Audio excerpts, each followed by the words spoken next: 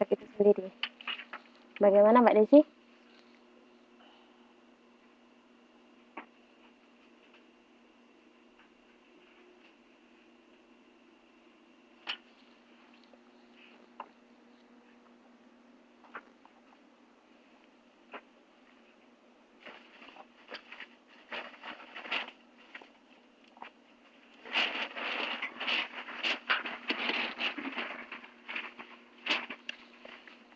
Jadi seperti ini. Ketika kita melakukan exhibition atau pameran akan produk kita, di situ kita melakukan presentasi akan produk kita. Kita berupaya membujuk konsumen. Nah, konsumen yang datang tersebut dan mendengarkan presentasi kita tentang produk kita tersebut, dia akan melakukan respon. Dia akan berpikir. Yang pertama, dia akan berpikir. Nah, apa yang difikirkan oleh konsumen atau apa yang dirasakan oleh konsumen ketika dia menerima informasi kita, itu adalah efek intrinsiknya. Tapi kalau efek ekstrinsik, nah ketika dia mendengarkan informasi kita, dia menelaah, dia mengerti, dia menyukai, itu bisa saja dia langsung datang ke counter dan membeli barang kita. Itu efek yang nampak, ekstrinsik itu, yang nampak oleh kita.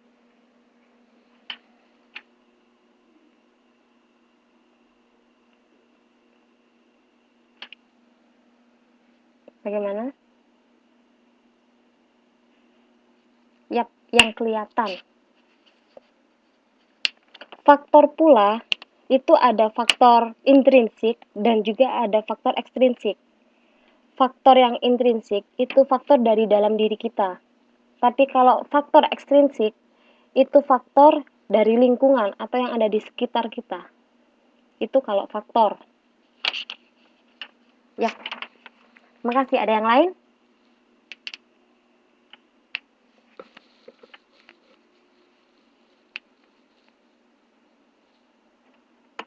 Saya lanjutkan ya. Yang selanjutnya adalah lingkungan. Lingkungan merupakan kekuatan eksternal yang dapat mempengaruhi proses komunikasi pemasaran. Nah, lingkungan ini bisa mencakup 1. Pengaruh ekonomi. Apa yang termasuk dalam pengaruh ekonomi di sini? Yang pertama adalah daya beli masyarakat. Jadi ketika kita merancang suatu produk, kita harus menentukan target konsumen kita. Dengan melihat yang bagaimana, nggak hanya melihat apa yang mereka butuhkan saja, tapi apakah mereka bisa atau mereka mampu untuk membeli produk dari kita. Jadi kalau kita memproduksi barang yang sangat mahal dan kita jual ke desa, itu kemungkinan lakunya hanya beberapa persen saja. Karena apa? Barang yang mahal di desa itu merupakan barang yang superior atau barang mewah. Dan di desa kemungkinan barang mewah itu nggak akan banyak bergunanya. Karena katakan kita jual modem ke desa. Nah, di desa nggak ada tower untuk pemancar sinyal. Jadi percuma kan kita menjual modem di desa. Dan juga daya beli masyarakat di desa pun nggak akan mencapai si modem itu. Karena apa? Orang-orang desa akan berpikir, buat apa sih modem? Bisa buat makan kah? Nah, seperti itu. Jadi di sini pengaruh lingkungan itu termasuk pengaruh ekonomi atau daya beli masyarakat itu termasuk dari lingkungan yang akan mempengaruhi komunikasi pemasaran kita. Kemudian yang kedua adalah pendapatannya rendah di desa, benar. Kemudian yang kedua adalah lingkungan demografis. Saya di sini juga merekam ya keaktifan. Jadi kalau ada pertanyaan atau ketika saya bertanya dan kalian menjawab, saya juga merekam atau memberikan poin. Oke? Nah, yang kedua tadi lingkungan demografis. Lingkungan demografis ini berkaitan dengan ukuran dan tingkat pertumbuhan penduduk yang pasti berbeda antar wilayah. Penduduk di Jawa dan penduduk di Kalimantan itu pasti jumlahnya berbeda. Kemudian penduduk di Jawa dan penduduk di Irian Jaya itu juga pasti akan berbeda, tergantung dengan demografisnya itu sendiri. Karena apa? Di Jawa itu nggak hanya penduduk natural saja yang ada di situ. Dengan kata lain, nggak hanya penduduk yang lahir di situ saja, tapi penduduk yang sebelumnya dari daerah lain dan pindah ke Jawa. Jadi kemungkinan untuk pertumbuhan penduduk atau populasi penduduk di Jawa itu dia lebih tinggi dari di daerah lain. Nah, yang ketiga adalah lingkungan teknologi. Lingkungan teknologi ini merupakan perubahan teknologi yang semakin cepat. Semakin bertambahnya waktu atau semakin lama, teknologi itu akan semakin berkembang. Nah, lingkungan teknologi ini juga akan mempengaruhi komunikasi pemasaran kita, akan mempengaruhi media atau saluran komunikasi pemasaran kita. Kemudian yang keempat adalah lingkungan sosial budaya. Yang termasuk lingkungan sosial budaya di sini adalah tingkat kemapanan yang tinggi dari nilai-nilai budaya dasar atau keberadaan subculture. Jadi seperti yang saya ungkapkan tadi, ketika kita ingin mengiklankan produk kita di televisi yang dilihat oleh orang banyak, yang bisa dikonsumsi oleh orang banyak, kita harus memperhatikan nilai-nilai budaya negara kita atau nilai-nilai budaya dari masyarakat kita. Benar. Jadi kita nggak akan, ketika kita merencanakan suatu iklan di televisi, karena kita adalah Indonesia dan budaya kita adalah budaya timur atau adat kesopanan kita masih dijunjung tinggi, otomatis nggak akan, sebaiknya jangan mengiklankan sesuatu yang menyalahi adat kesopanan itu. Jadi lingkungan sosial budaya ini juga akan sangat berpengaruh pada komunikasi pemasaran kita.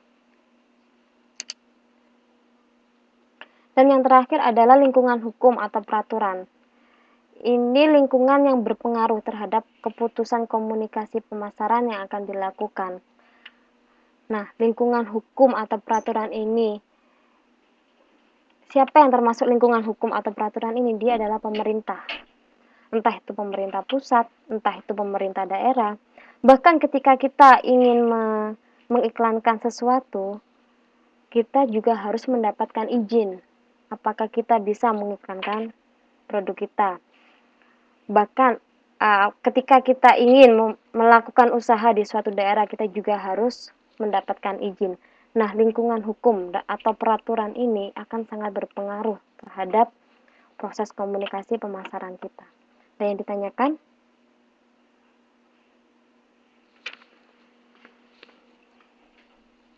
Halo?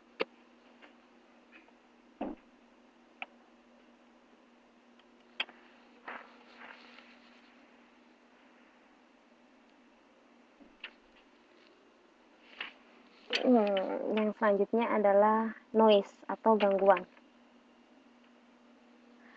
Noise merupakan gangguan yang dapat mempengaruhi kualitas penerimaan dan umpan balik. Contohnya apa? Ketika kita memasang iklan kita di suatu majalah atau surat kabar, tapi si majalah atau surat kabar tersebut sudah banyak iklan dari pesaing kita, dari kompetitor kita. Kalau kita tetap ingin memasang iklan di surat kabar tersebut, kita akan kalah telak. Karena apa? Surat kabar atau majalah tersebut sudah dikuasai oleh pesaing kita. Nah, itu termasuk noise atau gangguan kita dalam mengkomunikasikan produk-produk kita.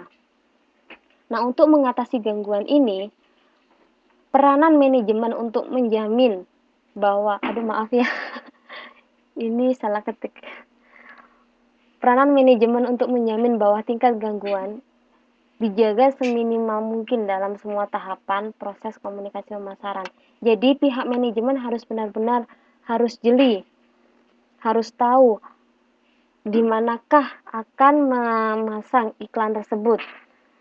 Kalau si majalah atau si media massa itu sudah dipenuhi dengan iklan pesaing kita, ya janganlah kita mengiklankan produk kita di majalah tersebut. Kalau kita tetap ingin mengiklankan produk kita di majalah tersebut, kita harus mengeluarkan uang banyak pula. Karena apa? Kita harus memasang yang lebih dari si pesaing kita. Jadi ini peranan dari si manajemen, pihak manajemen itu akan sangat penting.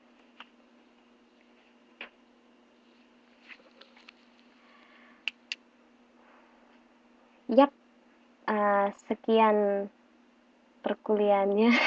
Ya, sekian perkuliahan untuk tutan hari ini. Terima kasih. Tapi bukan berarti kelasnya bubar. Masih ada beberapa waktu. Ada yang ingin ditanyakan?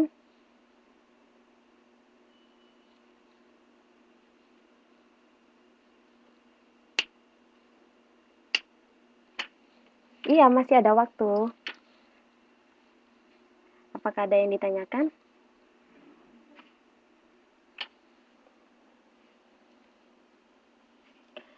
Besok ya, fisiknya. Atau Sabtu? Sabtu bisakah? Kalau jadwalnya besok kita fisik lagi. Tapi kalau besok kecepatan, terlalu cepat, Sabtu bisa? Atau Minggu? Bagaimana? Oke, besok bisa ya.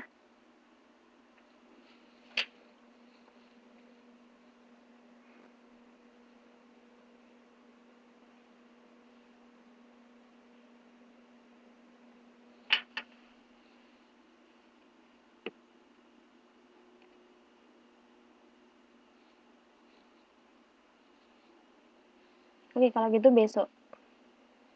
Sip.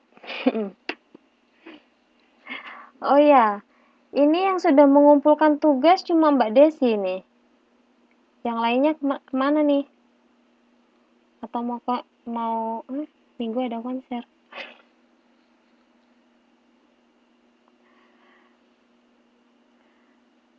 Hari ini hari terakhir ngumpulin tugas loh ya.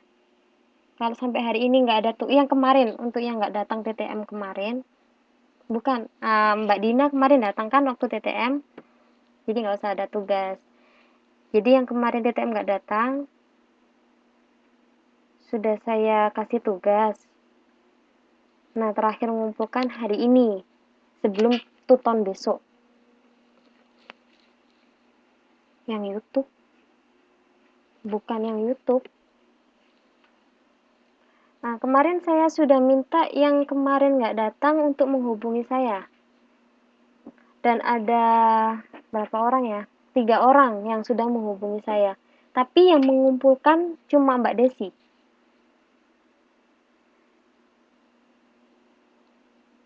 Jadi hari ini terakhir mengumpulkan. Kalau hari ini nggak ada lagi yang mengumpulkan, berarti saya kosongi untuk absensi yang TTM kemarin.